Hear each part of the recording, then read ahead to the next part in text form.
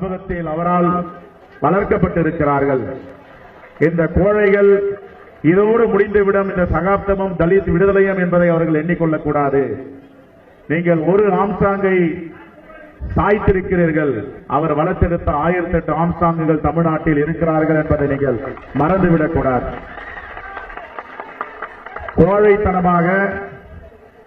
கோழைத்தனமாக ஒரு தலைவனை, ஒரு தேசிய கட்சியில் இருக்கின்ற மாநில தலைவரை, எல்லோருக்கும் உதவும் தலைவரை துணிச்சலாக கை வைக்கிறார்கள் என்றால், கிராமங்களிலும் மாவட்டங்களிலும் இந்த ஒடுக்கப்பட்ட மக்களுக்காக, விளிம்பு நிலை மக்களுக்காக போராடும் தலைவர்கள் என்ன பாதுகாப்பில் இருக்க போகிறார்கள் என்ற கேள்வி இந்த மரணத்தின் மூலமாக எழுகிறது.